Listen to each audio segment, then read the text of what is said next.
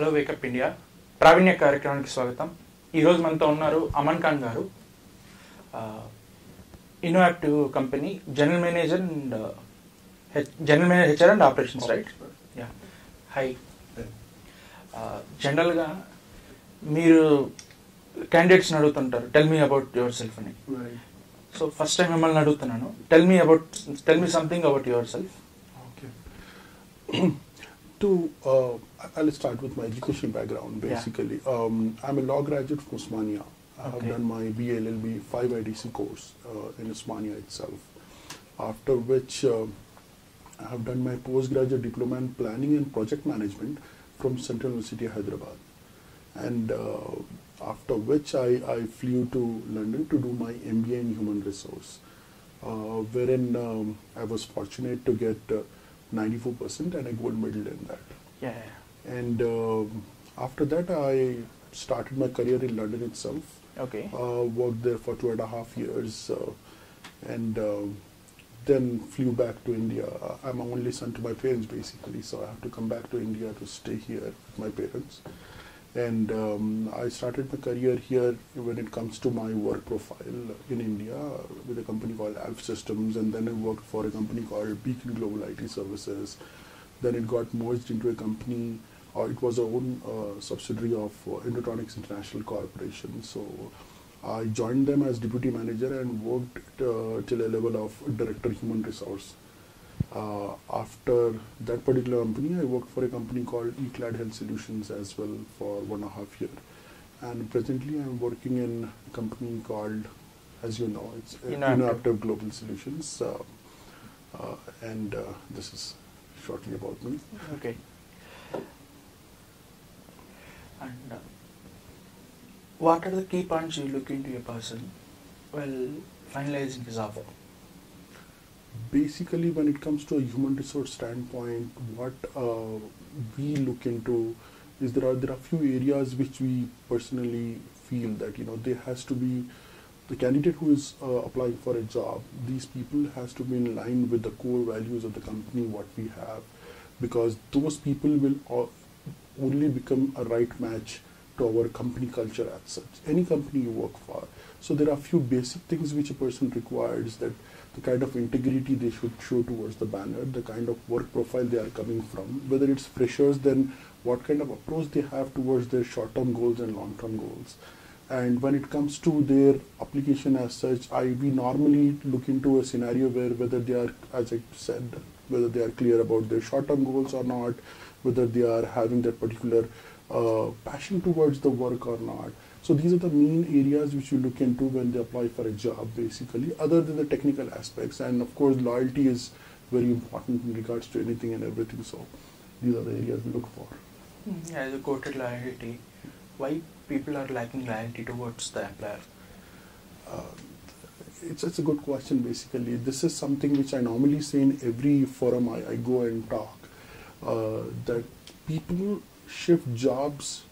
Few of them can give me a proper reason, and like I can say 20% of the people can give me a proper reason, and 80% will shift job for no reason, basically. Just because they are earning like 2,000 more, just because they earn like 5,000 more, they jump from a company to company without understanding that what kind of job role they are getting into, without understanding what kind of job profile they are getting into, without understanding their career path, whether that particular organization is able to offer them the career growth in that particular field itself or not. So this particular scenario, what I feel is they are taking this decision on a very immature standpoint, and then they shift a job from one job to another one without having a proper concrete reason. And they give a reason that money makes. I understand everybody works for money, but then again they have to even understand and consider while shifting a job whether they are having their knowledge curve, whether they are able to learn and earn both together or not. So people shift jobs, and this in this present generation, due to a lack in skilled labor overall, whether it's right industry or any industry you talk about, due to lack in labor or proper manpower, this shifting of job become a fashion now. And other companies are also inviting applications in any regards that, if you are not able to provide a proper release letter or not, also they offer them job and take them on board. Oh, Just because of that lack and there is a gap in between the desired manpower and the skilled manpower supply. Okay. టెంపరీగా వాళ్ళ needs satisfy చేయొచ్చు కానీ long టర్మ్లో అది ఖచ్చితంగా వాళ్ళ కెరీర్కి effect అవుతుంది కదండి. Yes, 100%. The thing is, the people who take decisions with a flip of hat and then they get into a company where they shouldn't, then what happens is they even don't understand that, by earning couple of thousands more, the organizations, I'm not saying there are bad organizations in industry, but then again there are companies which take people just for a particular stopgap arrangement. Like for example, in a project you require somebody for 6 months, they offer anything and they'll take it. They'll take the person on board. But then again, after 6 months when the job is done, they'll be on bench or they'll be out of the company. With that particular experience, for example, 5 years of experience with 12 lakhs of package, they come out of that organizations, other companies will hesitate to give that kind of package because that's not in line with the market trend or the salary trend. Okay. Matching his Yeah. Profile. Profile and experience, whatever they put across. With 5 years of experience, for example, you have to be somewhere around like 8, depending on your skill sets. But then again, it varies from 8 It will lakhs be around 8 to to 10 9. lakhs. 8 to 9 or 10 lakhs maximum. If that particular company take them to a 12 lakhs bracket and then leave them on street, they'll expect something more when they search for another job. So when they do that, they'll not be getting jobs, and then the frustration level goes up. They want to run around, and then they'll drop their package again. They have to struggle and again come back to the careers properly. Okay. And how to bridge the gap between academia and corporate?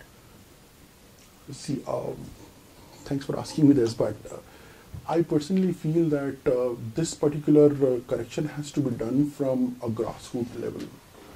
Why I say this is, it's an appeal or it's a request from my side, from this particular platform, to everybody who is involved in designing curriculums for people around. Body like Usmania or body like UGC, body like you talk about JNT or so on and so forth. They should make sure that building a soft skill and building a proper language or a communication skill in engineers or BTechs or whatever you talk about, whatever profession, it should become a mandate compulsory paper where they should come across development of skills, soft skills, and as well as communication skills. That is very, very important. Because I have seen, the other day I have just gone through an interview wherein I felt bad basically. I met a lady in an interview. You believe it or not, she's from some small village. Her father is a farmer. Okay. And I have seen her credentials. And believe me, I wanted to offer that job to her. Oh. Her credentials was tremendous, like 95% in 10th, 95% in intermediate, 96% in engineering. When she came down for a position and applied for a job, and when I asked her, just tell me about yourself as you started, she was not able to open her mouth there. So that's what I normally say, that it is very important for people to build their communication skills properly, to build their soft skills properly, because I completely believe that a person should have that particular potential. I believe that people have potential. But if you're not able to tell me that you are good, how should I understand? How should I conclude that you are a right match? So that gap should be built across when it comes to having that communication skills to communicate properly. That's very important. Yes. And we came to know like you co-authored a book. Yes, I did. What was that? Yeah. It's a commentary on labor and industrial laws, basically. Just to tell you, we hail from a legal fraternity itself. From last 3 generations, we are serving legal field, basically into teaching background. My grandfather was a dean faculty of law. My father was the Dean Faculty of Oswania as well. Oh, all liars. All liars. Yeah, basically we are into teaching field. Okay. And even my sister is also associate professor in a law college in Hyderabad. And I'm also a law graduate, as I told you. Yeah. So this particular book, when I and my dad have started together. So you co-authored with your dad itself, okay. My dad itself. So at that point of time, I was in London, and you must be I'm pretty sure that you know about it, that London is famous for many things, but it's famous for its libraries also. Yeah. So I was having an access to British Library and the London Library there. So I have done a lot of research in regards to trade unionism, which is a part of this book as well. And I used to supply, or I have to send across that material to my dad to correct and incorporate in that book. Okay. So that research helped us a lot to bringing this book in an angle where it is being subscribed in our law course here in Hyderabad and everywhere in South India, basically, or India itself. And it is quoted by many, it is quoted in many judgments in High Court, District Courts, and so on and so forth. Great, congratulations. Thank you so much. So this book is, and now we have even come up with all the updates, and it's having like third or fourth edition, which is there in market itself. Oh, yeah. Okay, fine. It is a very good book for lawyers and as well as for corporate people to understand what labor laws are, what PF Act is, what ESI is. Aman, I want to ask one more thing. Sure. Many entrepreneurs and many company owners have a question in their mind that HR is just to recruit. Okay. Apart from recruitment, what a HR manager do?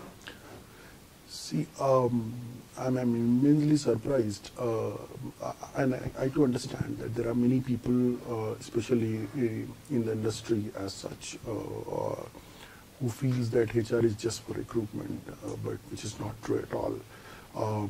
Recruitment is a part of human resource.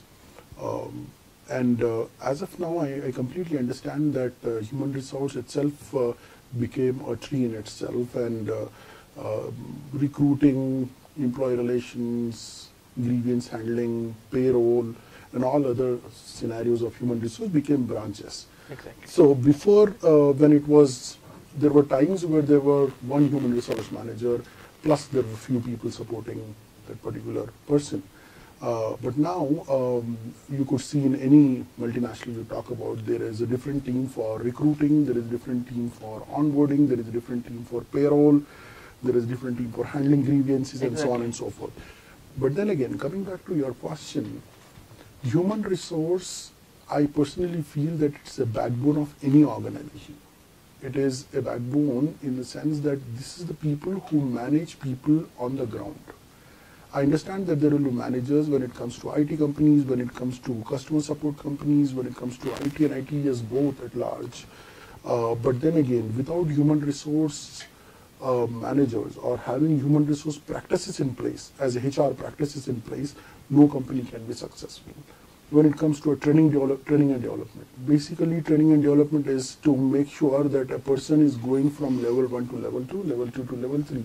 So this is where human resource play a vital role in imparting training, bringing people from one level to second level and second level to third level. So they just don't do recruitment, they take care of the complete people management as such.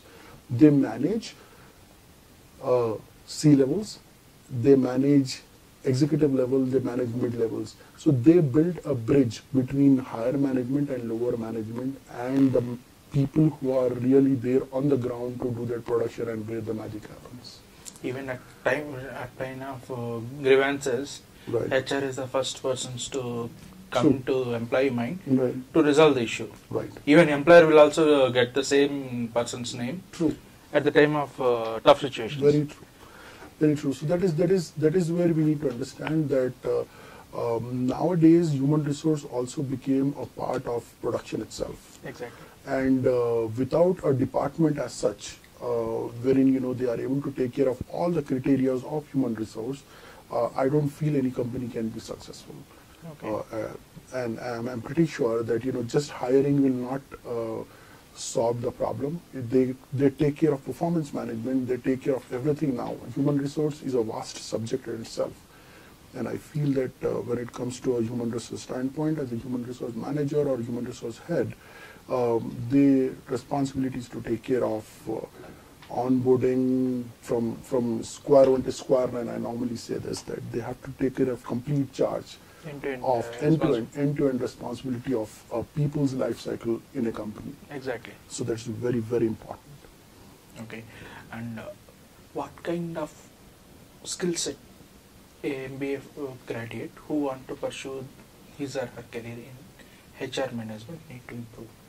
See, human resource, as I said, is becoming a very vast industry in itself. Before it was just taken as a support department, but now that industry became so big that there is a lot of vacancies there at all the levels in human resource. And whoever is choosing human resource as their career, they should be having 3 qualities for sure. They should concentrate on having decent communication skills at any cost, because without communicating, a person cannot become a good manager.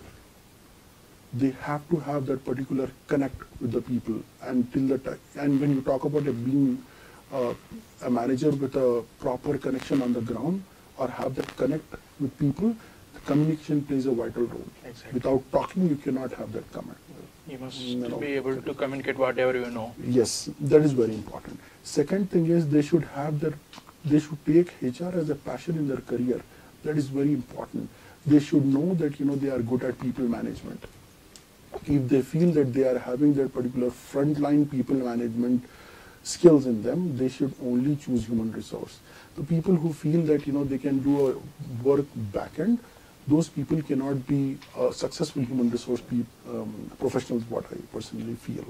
And third thing, which is very important, is they need to understand the importance of human resource, not as a support department, but as a vital department in an organization. So if they feel that, if they understand that these 3 areas wherein they need to groom themselves, their communication is one, their people management and connect is another one, and having that passion towards their career is another one. So these 3 areas, if they are able to groom themselves, then they can have a great career in human resource for sure. Okay. What are your major achievements in your career? Major achievements in my career, if you ask me this, then being very frank, my MBA in London was, I still consider that as my achievement in my career, wherein, I could be fortunate. I was away from my family for the first time, and after that particular course which I took, I scored 94% in it. And in my convocation itself, my vice chancellor itself mentioned my name, saying why an Asian could get 94% when there are people from all over the world. My class or my batch was having 120 people, and we were only 7 or 8 Indians. And when I topped human resource, my vice chancellor mentioned in his speech itself that an Indian can do it, why not people from London or America or Europe or anywhere else could score as I scored in that particular subject.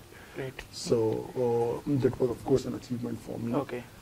And every now and then I personally feel that there is a lot of achievements which has to come up on my way. Yeah, So okay. I'm on the track, I know, and I'll see Okay. it. Other day when I spoke to Mr. Sandeep Ravande, he has quoted like you are having some requirements Right. in near future. Right. So what areas you are considering while recruiting? See, here as of now, we are looking out for people in the technologies like iOS. We have a huge requirement. We are planning to, as rightly said by Sandeep, we are doubling our workforce, basically in India itself. So here we have huge requirement when it comes to iOS, when it comes to UI UX lead. And we require people with having a clear understanding in technologies like SAP ABAP. You talk about plant maintenance, you talk about SAP and ABAP mobilities, and so on and so forth. So especially in iOS and UI UX leads, UI UX scenarios which we are looking at, these, and even in Windows developers, you talk about Android developers and so on and so forth. We of course require people, and we always look for people who are having this particular skill sets, and we always look for great talent to join us. So the only thing which is very important is with this particular technical background, they should have that passion to work and contribute and innovate with us. Aman, earlier you have quoted how to bridge the gap between academy and industry. Right. Can you give some suggestions to education institutions? Right. How can they come up with some ideas to bridge this gap? Because institutions who have accredited by JNTU cannot do that, but institutions who have their autonomous status can do these kind of activities, right? True. They can. See, that's what I'm telling from day one in all the forums which I go, that especially the colleges who are autonomous or who are running professional courses, they should make sure that from semester one, see, the thing is, these skills cannot be developed in a day. So my only request to these all institutes is, from day one, they should start concentrating on development of soft skills, development of communication skills, and so on and so forth, and make sure that in 4 years of course, or you talk about BTech, you talk about MBA for 2 years, you talk about MCA for 3 years, or so on and so forth, any course you talk about, if you are having a separate class, a mandatory separate class, which only concentrate on personality development, skill set development, and communication development overall, then these people, when they come out, they will be all, when they come out of their colleges, they will become a qualified job aspirants. They can come, attend interviews properly. Just qualifying an aptitude test or a technical round will not fetch you a job. You have to have that particular professional approach towards people. As I told you in my example itself, people are not able to open their mouth. With the 95% of scoring, they are not able to open their mouth. That is where, even if I, for example, as a human resource head, I want to give a job to him or her, but if they are not able to take that job from me, then that's definitely their mistake. then there is a gap there. So I don't blame people. I don't blame those job aspirants because that guidance is not given to them.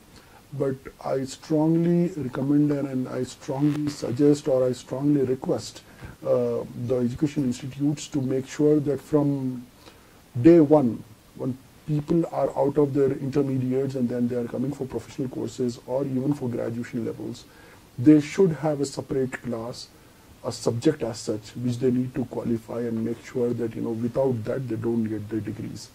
That is where a proper skill-based manpower will come, and it will help a growth of India overall. It's about our country itself. So people who are qualified enough, they are not getting jobs and just creeping about that, we are not getting a job, and going on streets for a job will not fetch you a job. There is always a space there for sure. Okay. They just need to go and get their jobs properly. Okay. And the major difference you find between Indian education system and UK education system? Yeah, here I'll tell you something. I'll not say Indian education system is bad or something.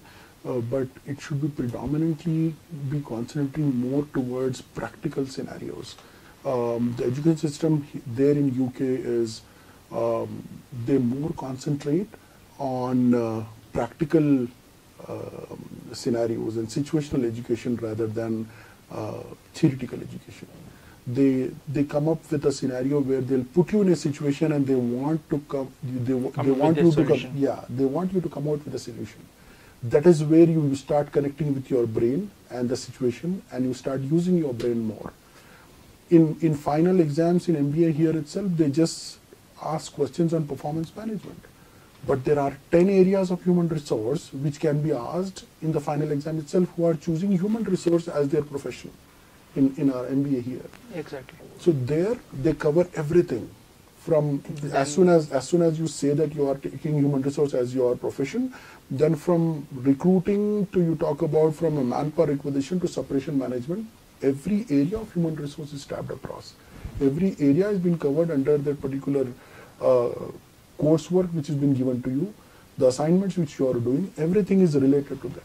So more of a situational scenarios and situational education is given to you, that you being a manager of human resource or you being a human resource officer or human resource head, how you should react, how you should do it. Here, after completion of MBA, you will have some program on smart managers and done. That will not give any any insight towards the subject as such.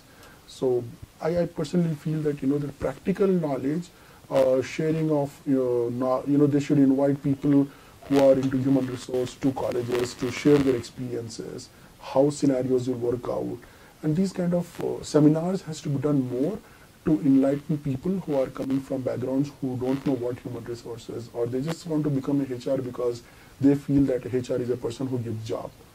So there is a lot more to. There's a lot more attached to human resource, so they should know it. Okay. Fine, Aman. Thank you very much for your. Thank you so much. Thank you so much for calling. Nice.